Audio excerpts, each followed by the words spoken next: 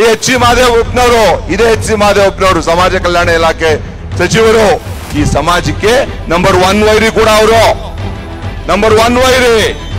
ಯಾಕೆಂದ್ರೆ ಇಲ್ಲಿವರೆಗೂ ಕೂಡ ಈ ಮಾದಿಗ ಸಮಾಜಕ್ಕೆ ಏನಾದ್ರು ವಂಚನೆ ಆಗಿದ್ರೆ ಅದು ಏನೋ ಈ ಮಾದಿಗ ವಲಯ ಅಂತ ಹೇಳ್ಬೇಡಿ, ನಾವು ಏನಂತ ದಲಿತ್ ಅಂತ ಹೇಳಿ, ನಾವು ಪರಿಶಿಷ್ಟರು ಅಂತ ಹೇಳಿ, ನಾವು ಬರೀ ಜೈ ಭೀಮ್ ಅಂತ ಕೂಗಿ, ಇದು ಕೂಡ ಈ ಮಾದಿಗರ ಸಮಾಜಕ್ಕೆ ಅನ್ಯಾಯ ಮಾಡಂತ ಒಂದು ಷಡ್ಯಂತ್ರ.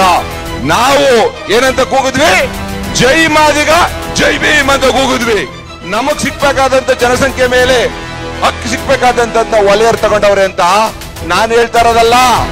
AJ ಸದಾಶಿವ ಆಯೋಗದ ಕಮಿಷನ್ ವರದಿ ಹೇಳುತ್ತೆ. ಅದನ್ನ ನಿಮ್ಗೆ ಗೊತ್ತಿರ್ಲಿ. ಇದನ್ನ ನಾವು ಗಟ್ಟಿಯಾಗಿ ಹೇಳಿದ್ರೆ ವಲಯರ್ ಮಾದಿಗರ ಮಧ್ಯದಲ್ಲಿ ಎತ್ಕಟ್ತೀವಿ ಅಂತ ಹೇಳ್ತೀರಾ, ನಮ್ಮೇಲೆ ಕೇಸ್ ದಾಖಲೆ ಮಾಡ್ತೀರಾ. ಮಹದೇವಪ್ಪನವ್ರೆ, ನಿಮ್ಮ ಮೇಲೆ ನಾನು ಕೇಸ್ ರಿಜಿಸ್ಟರ್ ಮಾಡ್ಲಿಲ್ಲ ಅಂದ್ರೆ ನಾನು ಅರುಣ್ ಕುಮಾರೇ ಅಲ್ಲ. ಬರ್ದಿಟ್ಕೊಳ್ಳಿ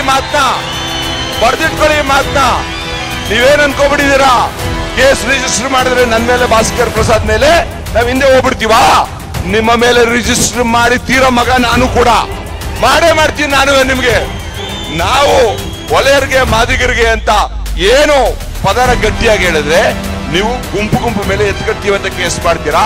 ಅರೆ ನಿಮ್ಗೆ ಇನ್ನೂ ಸಮಾಜ ಕಲ್ಯಾಣ ಇಲಾಖೆ ಸಚಿವರು ನಿಮ್ಗೆ ಕಾನ್ಸ್ಟಿಟ್ಯೂಷನ್ ಆರ್ಡರ್ 1950 ನಾನು ಹೇಳಿದ್ನಲ್ಲ, ಸೀರಿಯಲ್ ನಂಬರ್ 27 ವಲಯ 44 ಛಲವಾದಿ 61 ಮಾದಿಗ, ಇದೇ ನಿಮ್ಗೆ ಬೇಸಿಕ್ ಗೊತ್ತಿಲ್ಲ.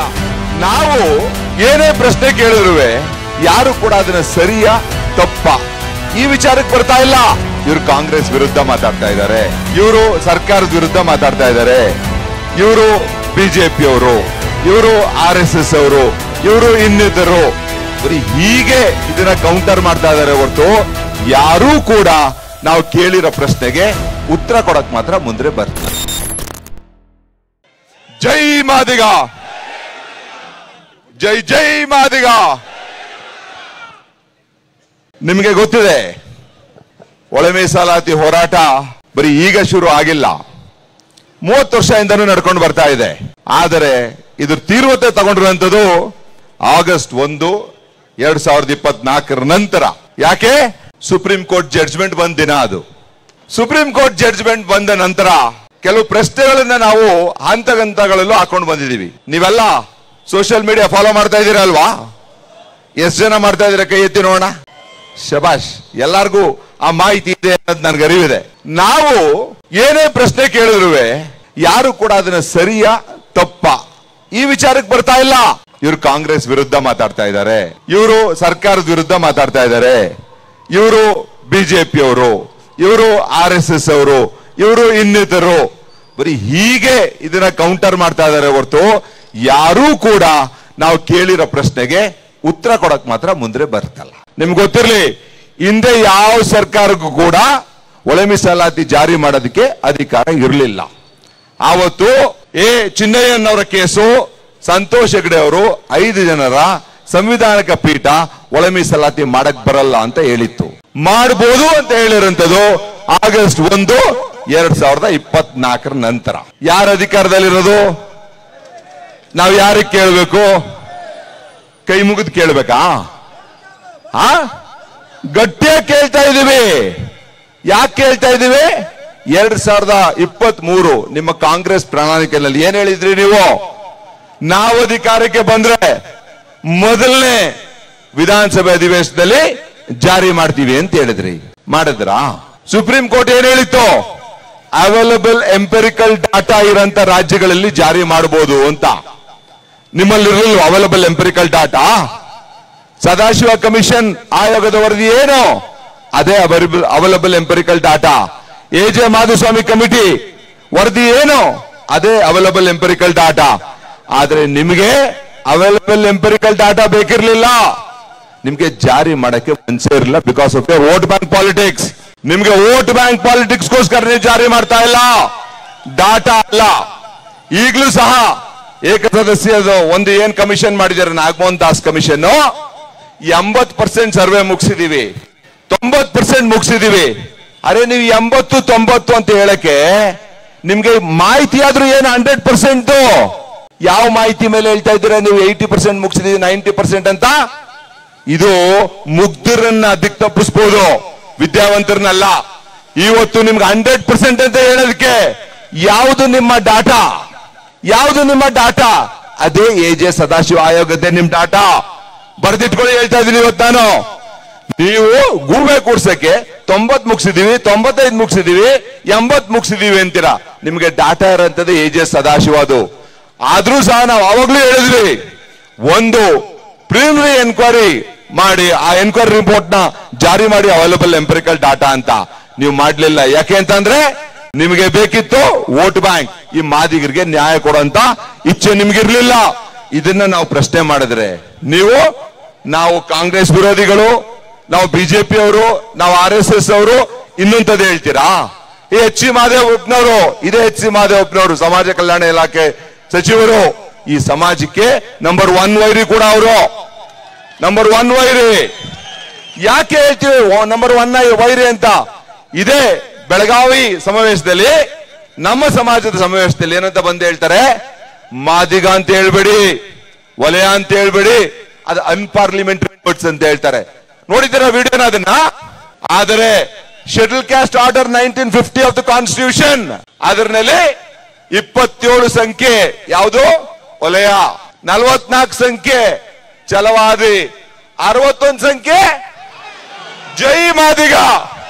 ಈಗ ನಾವು ಈ ಸರ್ವೆನಲ್ಲೇನೆ AKADAA ನಲ್ಲಿ ಆದಿ ಕರ್ನಾಟಕ, ಆದಿ ದ್ರಾವಿಡ, ಆದಿ ಆಂಧ್ರನಲ್ಲಿ ನಿಮ್ ಮೂಲ ಜಾತಿ ಬರ್ಸ್ಬೇಕಾಗಿದ್ದಾಗ ನಾವೇನ್ ಬರ್ಸ್ಬೇಕು? ಮಾದಿಗ ಅಂತ ಬರ್ಸ್ಬೇಕು. ಮಾದಿಗ ವಲಯ ಪದನ ಗಟ್ಟಿಯಾಗಿ ಹೇಳ್ಕೊಂಡು ಬಂದ್ವಿ. ಯಾಕೆಂದ್ರೆ ಇಲ್ಲಿವರೆಗೂ ಕೂಡ ಈ ಮಾದಿಗ ಸಮಾಜಕ್ಕೆ ಏನಾದ್ರು ವಂಚನೆ ಆಗಿದ್ರೆ ಅದು ಏನೋ ಈ ಮಾದಿಗ ವಲಯ ಅಂತ ಹೇಳ್ಬೇಡಿ. ನಾವು ಏನಂತ ದಲಿತ್ ಅಂತ ಹೇಳಿ, ನಾವು ಪರಿಶಿಷ್ಟರು ಅಂತ ಹೇಳಿ, ನಾವು ಬರೀ ಜೈ ಭೀಮ್ ಅಂತ ಕೂಗಿ, ಇದು ಕೂಡ ಈ ಮಾದಿಗರ ಸಮಾಜಕ್ಕೆ ಅನ್ಯಾಯ ಮಾಡಂತ ಒಂದು ಷಡ್ಯಂತ್ರ. ನಾವು ಏನಂತ ಕೂಗಿದ್ವಿ? ಜೈ ಮಾದಿಗ, ಜೈ ಭೀಮ್ ಅಂತ ಕೂಗಿದ್ವಿ. ಯಾಕಂದ್ರೆ ಇದು ಕೂಡ ಇವ್ರದೊಂದು ಷಡ್ಯಂತ್ರ ಇಲ್ಲಿವರೆಗೂ ಮಾಡ್ಕೊಂಡು ಬಂದಿರೋಂಥದ್ದು. ಅದೇ ಮಾದೇವಪ್ಪನವರು ನಾವು ಮೈಸೂರಿನಲ್ಲಿ ಹೇಳಿದ್ವಿ, ಏನ್ ಹೇಳಿದ್ವಿ? ನಮ್ಮ ಮಾದಿಗರಿಗೆ ಸಿಕ್ಬೇಕಾಗಿರೋಂತ ಹಕ್ಕನ್ನ ವಲಯ ಸಮಾಜದವ್ರು ತಗೊಂಡಿದ್ದಾರೆ ಅಂತ. ನಾನು ಹೇಳ್ತಿಲ್ಲ ಅದನ್ನ, ನಿಮಗೆ ಗೊತ್ತಿರ್ಲಿ. ನಮ್ಮ ಹಕ್ಕನ್ನ ನಮಗ್ ಸಿಕ್ಬೇಕಾದಂತ ಜನಸಂಖ್ಯೆ ಮೇಲೆ ಹಕ್ಕು ಸಿಕ್ಬೇಕಾದಂತದ್ನ ವಲಯರು ತಗೊಂಡವ್ರೆ ಅಂತ ನಾನು ಹೇಳ್ತಾ ಇರೋದಲ್ಲ. ಎಜೆ ಸದಾಶಿವ ಆಯೋಗದ ಕಮಿಷನ್ ವರದಿ ಹೇಳುತ್ತೆ ಅದನ್ನ. ನಿಮ್ಗೆ ಗೊತ್ತಿರ್ಲಿ. ಇದನ್ನ ನಾವು ಗಟ್ಟಿಯಾಗಿ ಹೇಳಿದ್ರೆ ವಲಯರ ಮಾದಿಗರ ಮಧ್ಯದಲ್ಲಿ ಎತ್ಕಡ್ತೀವಿ ಅಂತ ಹೇಳ್ತೀರಾ, ನಮ್ಮೇಲೆ ಕೇಸ್ ದಾಖಲೆ ಮಾಡ್ತೀರಾ. ಮಾದೇವಪ್ಪನವ್ರೆ, ನಿಮ್ಮ ಮೇಲೆ ನಾನು ಕೇಸ್ ರಿಜಿಸ್ಟರ್ ಮಾಡ್ಲಿಲ್ಲ ಅಂದ್ರೆ ನಾನು ಅರುಣ್ ಕುಮಾರೇ ಅಲ್ಲ. ಬರ್ದಿಟ್ಕೊಳ್ಳಿ ಮಾತ್ನ, ಬರ್ದಿಟ್ಕೊಳ್ಳಿ ಮಾತ್ನ. ನೀವೇನ್ ಅನ್ಕೋಬಿಟ್ಟಿದ್ದೀರಾ? ಕೇಸ್ ರಿಜಿಸ್ಟರ್ ಮಾಡಿದ್ರೆ ನನ್ನ ಮೇಲೆ, ಭಾಸ್ಕರ್ ಪ್ರಸಾದ್ ಮೇಲೆ ನಾವ್ ಹಿಂದೆ ಹೋಗ್ಬಿಡ್ತೀವಾ? ನಿಮ್ಮ ಮೇಲೆ ರಿಜಿಸ್ಟರ್ ಮಾಡಿ ತೀರೋ ಮಗ ನಾನು ಕೂಡ ಮಾಡೇ ಮಾಡ್ತೀನಿ. ನಾನು ನಿಮ್ಗೆ ನಾವು ವಲಯರಿಗೆ ಮಾದಿಗರಿಗೆ ಅಂತ ಏನು ಪದನ ಗಟ್ಟಿಯಾಗಿ ಹೇಳಿದ್ರೆ ನೀವು ಗುಂಪು ಮೇಲೆ ಎತ್ಕಡ್ತೀವಿ ಅಂತ ಕೇಸ್ ಮಾಡ್ತೀರಾ? ಅರೆ ನಿಮ್ಗೆ ಇನ್ನೂ ಸಮಾಜ ಕಲ್ಯಾಣ ಇಲಾಖೆ ಸಚಿವರು ನಿಮ್ಗೆ ಕಾನ್ಸ್ಟಿಟ್ಯೂಷನ್ ಆರ್ಡರ್ 1950 ನಾನು ಹೇಳಿದ್ನಲ್ಲ, ಸೀರಿಯಲ್ ನಂಬರ್ 27 ವಲಯ, 44 ಛಲವಾದಿ, 61 ಮಾದಿಗ. ಇದೇ ನಿಮ್ಗೆ ಬೇಸಿಕ್ ಗೊತ್ತಿಲ್ಲ. ಅಂಡ್ ಸಿದ್ದರಾಮಯ್ಯನವರು ಅವ್ರದ್ದೊಂದು ವಿಡಿಯೋ ನೋಡಿರ್ಬೇಕು ನೀವು. ನಿಮ್ಗೆ ಪ್ರೆಸ್ ಉದ್ದೇಶ ಹೇಳ್ತಾರೆ, ನಿಮ್ಗೆ ಗೊತ್ತಾಗಲ್ಲ. ಮಾದಿಗ ವಲಯ ಅನ್ನಂತದಲ್ಲ, ಇನ್ನು ಕ್ಲಿಯರ್ ಆಗಿಲ್ರಿ. 106 ಜಾತಿ ಇದೆಯಂತೆ. ಅರೆ ಅವ್ರಿಗೆ 101 ಜಾತಿ ಅನ್ನೋದೇ ಗೊತ್ತಿಲ್ಲ ಸಿದ್ದರಾಮಯ್ಯನವ್ರಿಗೆ. ಇನ್ನುವೆ 106 ಜಾತಿ ಇದೆಯಂತೆ ಪರಿಶಿಷ್ಟ ಪಟ್ಟಿ ಕರ್ನಾಟಕದಲ್ಲಿ. ಇದು ನಮ್ ದುರ್ದೈವ, ಇದು ನಮ್ ದುರ್ದೈವ. ನೀವು ನಿಮ್ ಪ್ರಣಾಳಿಕೆಯಲ್ಲಿ ಹೇಳಿದ್ರಲ್ಲ, ನೀವು ಜಾರಿ ಮಾಡ್ರಿ ಅಂತ ಹೇಳಿದ್ರೆ ಮಾಡಲ್ಲ. ನಿಮ್ದೇ ಸರ್ಕಾರ ತೆಲಂಗಾಣದಲ್ಲಿ ಮಾಡಾಗಿದೆ, ಕಾಂಗ್ರೆಸ್ ಅಲ್ಲದ ಸರ್ಕಾರ ಆಂಧ್ರನಲ್ಲಿ ಮಾಡಾಗಿದೆ, ಪಂಜಾಬ್ ಅಂಡ್ ಹರಿಯಾಣ 2024 ಮಾಡಾಗಿದೆ. ನೀವು ಈಗ ನಾಟಕ ಮಾಡ್ತಾ ಇದ್ದೀರಾ. ಇದು ಕೊನೆ ಅನ್ಕೋಬೇಡಿ. ಈ ಸಮಾವೇಶ ಆದ್ಮೇಲೆ ಇನ್ನೊಂದು ಕಾರ್ಯಕ್ರಮ ರೂಪಿಸ್ತೀವಿ. ಇನ್ನೊಂದು ಕಾರ್ಯಕ್ರಮ ರೂಪಿಸಿ ನಿಮ್ಮನ್ನ ಸದೆ ಬಡದೆ ಬಡಿತೀವಿ. ನಾವು ಸದೆ ಬಡದೆ ಬಡಿತೀವಿ, ಸದೆ ಬಡದೆ ಬಡಿತೀವಿ. ನೀವು ಇಲ್ಲಿ ಯಾರು ಬಂದಿದ್ದೀರಾ ಮಾದಿಗ ಸಮಾಜದವರು, ನೀವು ಯಾವ ಪಕ್ಷಕ್ಕೂ ಸೇರಿರೋರಲ್ಲ. ನೀವು ಮಾದಿಗ, ಮಾದಿಗ ಅಂಡ್ ಮಾದಿಗ ಓನ್ಲಿ. ನೀವು ಯಾವ ಪಕ್ಷ ಗಿಕ್ಷ ಎಲ್ಲ ನಮ್ಮನ್ನು ಒಳಗೊಂಡು. ಹಾಗಾಗಿ ಬಂಧುಗಳೇ, ಮುಂದಿನ ದಿನಗಳಲ್ಲಿ ಒಂದನ್ನ ಬಹಳ ಸ್ಪಷ್ಟವಾಗಿ ತಿಳ್ಕೊಳ್ಳಿ. ಈ ವೇದಿಕೆ ಮುಖೇನ ಸರ್ಕಾರಕ್ಕೂ ಕೂಡ ಎಚ್ಚರಿಕೆ ಕೊಡ್ತೀವಿ. ನೀವು ಪರ್ಸೆಂಟೇಜ್ ಕೊಡ್ತೀರಲ್ಲ, ಎಷ್ಟರೊಳಗೆ ಕೊಡ್ಬೇಕು ಗೊತ್ತಾ? ನಮಗೆ 15% ಒಳಗಡೆನೆ ಕೊಡಬೇಕು. 15% ಒಳಗಡೆನೆ ಕೊಡ್ಬೇಕು. ನೀವು ಏನ್ ಸದಾಶಿವ ಆಯೋಗ ಮಾಡಿತ್ತು 6, 5, 3, 1 ತರ ಅದನ್ನ ಕೊಟ್ಟು ಜನಸಂಖ್ಯೆ ಜಾಸ್ತಿ ಆಗಿರೋದ ಅಡಿಷನಲ್ ಬೆನಿಫಿಟ್ ಅಂತ ಕೊಡಿ.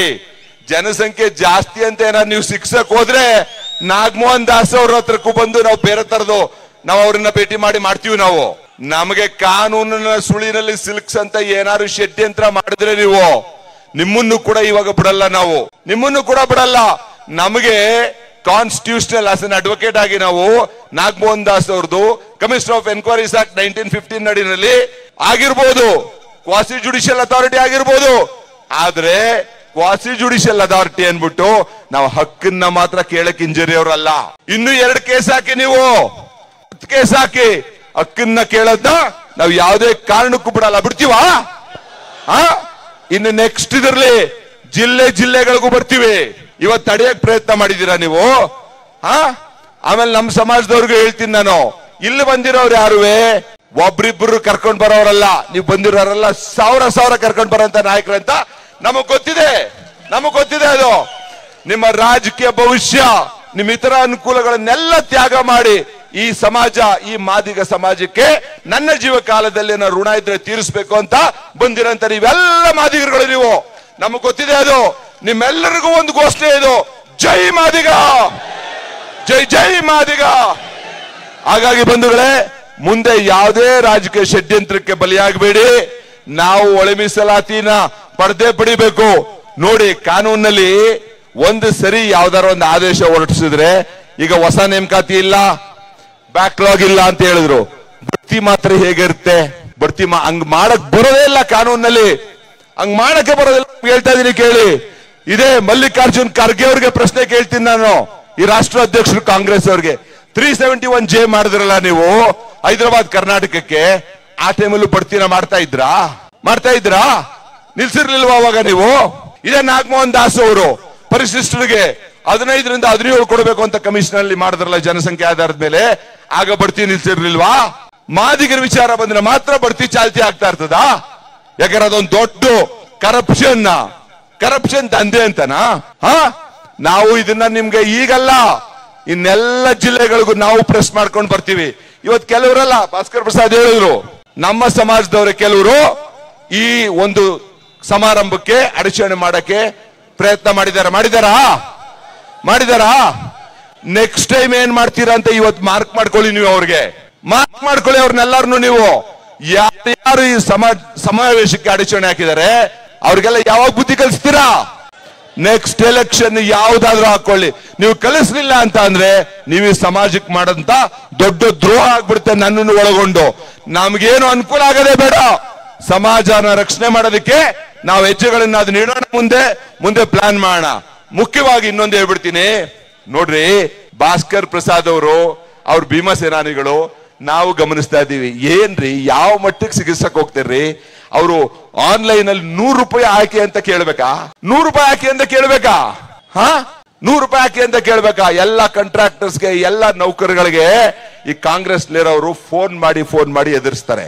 ನೀವೇನಾದ್ರು ಕಾಂಟ್ರಿಬ್ಯೂಷನ್ ಕೊಟ್ಟು ದುಡ್ಡು ಕೊಟ್ರೆ ನಿಮ್ ಕೆಲ್ಸಕ್ಕೆ ತೊಂದರೆ ಆಗುತ್ತೆ, ಕಾಂಟ್ರಾಕ್ಟರ್ ನೀವು ಕೊಟ್ರೆ ನಿಮ್ ಕೆಲ್ಸಕ್ಕೆ ತೊಂದರೆ ಆಗುತ್ತೆ ಅಂತ. ಯಾವ ಮಟ್ಟಕ್ಕೆ ಅವ್ರಿಗೆ ನಿಲ್ಸಿದ್ರಿ ನೀವು? ಆದ್ರೆ ಇಲ್ಲಿ ಬಂದಿದಿರಲ್ಲ, ಒಬ್ಬೊಬ್ರು 1,000ಕ್ಕೆ ಸಮಾನ. ನೀವು ನಿಮ್ಮೆಲ್ರಿಗೂ ಕೂಡ ಅಭಿನಂದನೆ ಸಲ್ಲಿಸ್ತೀನಿ ವೈಯಕ್ತಿಕವಾಗಿ. ಯಾಕಂದ್ರೆ ಎಲ್ಲ ನಿಮ್ ಕಾಸು, ನಿಮ್ಮ ಎಲ್ಲ ಶ್ರಮಗಳನ್ನ ಹಾಕೊಂಡು ಬಂದಿದ್ದೀರಾ. ಈ ಭೀಮಸೇನಾನಿಗಳಿಗೆ ಏನ್ರಿ ಇವೆಲ್ಲ? ನಾವು ನಮ್ ಕಣ್ಮುಂದೆ ನೋಡ್ತಾ ಇತ್ತು ಅಂತ ನಮ್ಗೇನಾದ್ರು ಗನ್ನಿದ್ರು ಯಾರು ಶೂಟ್ ಮಾಡ್ಬಿಡ್ತಿದ್ವೋ ಗೊತ್ತಿಲ್ಲ. ಇವತ್ತು ಯಾರು ಶೂಟ್ ಮಾಡ್ಬಿಡ್ತಿದ್ವೋ ಗೊತ್ತಿಲ್ಲ. ಈ ಕರಿಕೋಟಿನ ಲೆಕ್ಕಿಸ್ದೆ ನಾವು. ಅಷ್ಟು ಕೋಪ ಆಗುತ್ತೆ. ಏನ್ ಹಿಂಗೆಲ್ಲ ಹೋರಾಟ ಮಾಡ್ಕೊಂಡು ಬರಂತವ್ರಿಗೆ ಸಹಾಯ ಅಂತೂ ಮಾಡಬೇಡ್ರಿ. ಅಟ್ಲೀಸ್ಟ್ ಅದೇನು ಅವ್ರಿಗೆ ತೊಡಕ್ ಬರಂಗ ಯಾರು ಮಾಡದೇ ಇರ್ರಿ. ನೀವು ಅಂಬೇಡ್ಕರ್ ಏನ್ ಹೇಳಿದ್ರು? ಈ ಅಭಿವೃದ್ಧಿ, ಈ ಹೋರಾಟದ ರಥಗಳನ್ನ ಆದ್ರೆ ಮುಂದೆ ಎಳ್ಕೊಂಡು ಹೋಗಿ, ಇಲ್ಲ ಸುಮ್ನಿರಿ ಅಂತ. ಇವ್ರು ಯಾವ ಜನ್ಮ ರೀ ಇವ್ರದ್ದು? ನಮ್ ಸಮಾಜವ್ರದ್ದು ಒಳಗೊಂಡು ಯಾವ ಜನ್ಮ ಇವ್ರು? ಇವ್ರಿಗೆಲ್ಲ ನೀವು ಮುಂದಿನ ದಿನಗಳಲ್ಲಿ ಪಾಠ ಕಲಿಸ್ಲಿಲ್ಲ ಅಂತ ಅಂದ್ರೆ ನಾವು ಈ ಜಾತಿಗೆ ಹುಟ್ಟಿಲ್ಲ ಅನ್ನಂಗ ಆಗ್ಬಿಡುತ್ತೆ. ಜ್ಞಾಪಕ ಇಟ್ಕೊಳ್ಳಿದ್ದೀನಿ, ಹೇಳ್ತಾ ಇದ್ದೀನಿ ನಾನು. ಪಾಠ ಕಲಿಸ್ಲೇಬೇಕು ಅಂತ ಹೇಳ್ತಾ ಇವತ್ತು ಒಂದು ಸ್ಪೆಷಲ್ ಆಗಿ ನಾನು ಕೂಡ ಒಂದು ಘೋಷಣೆ ಹಾಕ್ಬೇಕು. ಏನಂತ ಅಂದ್ರೆ, ನಾವು ವಕೀಲರು ನೋಡಿ, ಚಿತ್ರದುರ್ಗದಲ್ಲಿ ನಾವು ಡಿಸೆಂಬರ್ 14ನೇ ತಾರೀಕು ನಾವು ಒಂದು ರಾಜ್ಯ ಸಮಾವೇಶ ಮಾಡಿದ್ವಿ, ವಕೀಲರ ರಾಜ್ಯ ಸಮಾವೇಶ. ಈ ರಾಜ್ಯದಲ್ಲಿ ಒಂದು ಇತಿಹಾಸ, ಅದು ಯಾವುದೇ ಜಾತಿನಲ್ಲಿ ರಾಜ್ಯ ಸಮ್ಮೇಳನ ಮಾಡಲಿಲ್ಲ, ನಾವು ರಾಜ್ಯ ಸಮ್ಮೇಳನ ಮಾಡಿದ್ವಿ. ಆ ಮಾಡಿದ ನಂತರ ನಿಮ್ಮ ಏರಿ ಭೀಮಾ ಸೇನಾನಿಗಳಿಗೆ ತುಮಕೂರು ಹತ್ರ ಆದಂತ ಇದಾದ ತಕ್ಷಣ ಅದಾದ್ಮೇಲೆ ನಾವು ವಕೀಲರುಗಳು ಜೋಡಣೆ ಆದ್ವಿ, ಸಮಾಜದ ಜೊತೆ ಇರಬೇಕು ಅಂತ. ಎಷ್ಟು ಏಳು ಬೀಳುಗಳು ಕಷ್ಟಗಳನ್ನೆಲ್ಲ ಅನುಭವಿಸ್ಕೊಂಡು ಬಂದಿದ್ದಾರೆ. ನಾವು ಕೂಡ ನಮ್ಮ ಕೈಲಾದಂತ ವಕೀಲರು ಜೊತೆ ನಿಂತ್ಕೊಂಡು ಬಂದಿದ್ವಿ. ನಮಗೆ ಈ ಸಂಘ ಆ ಸಂಘ, ಈ ಪಕ್ಷ ಆ ಪಕ್ಷ ಅಲ್ಲ. ನೀವು ನೋಡಿರ್ಬೋದು ವಕೀಲರುಗಳು ನಾವು ಎಲ್ಲಾ ಪಕ್ಷದ ಕಾರ್ಯಕ್ರಮಗಳಿಗೂ ಹೋಗಿದ್ದೀವಿ. ನಾವು ಪಕ್ಷ ನೋಡಿಲ್ಲ. ನಮಗೆ ಬೇಕಾಗಿರೋದು ಒಂದೇ ಪ್ರಶ್ನೆ, ಮಾದಿಗ ಅಂಡ್ ಮಾದಿಗ ಓನ್ಲಿ.